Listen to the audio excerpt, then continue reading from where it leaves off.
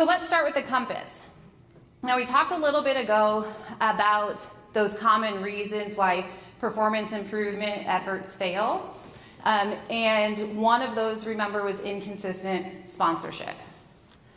In other words, we lack the compass. We lack the direction. We don't know quite where we're going if we don't have the sponsorship. So what does this look like if you're missing a compass? Sometimes it could be people don't buy into it. They just don't see your vision. They don't know where you're going. They may assume it's like the new flavor of the month, right?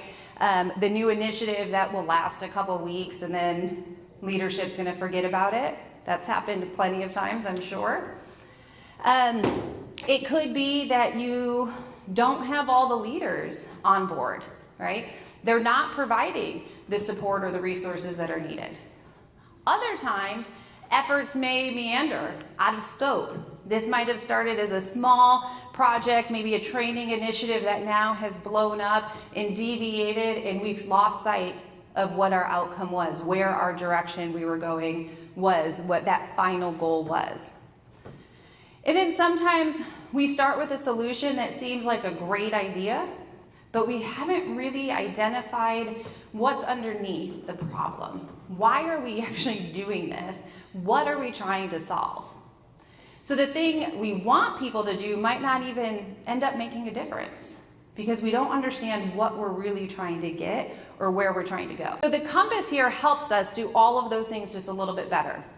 So the first thing we do is we create what we call a metrics train, and what that's going to do is it's going to link the target performance to that meaningful organizational result.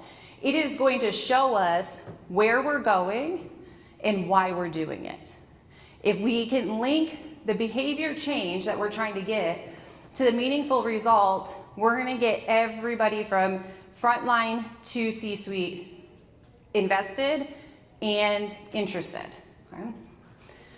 Then we're going to create this ideal checklist. So now we know what the behavior is. We've pinpointed exactly what we want to do.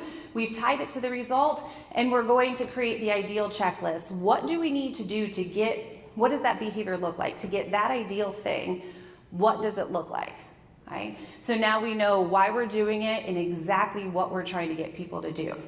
Now, getting there isn't as easy as just saying it.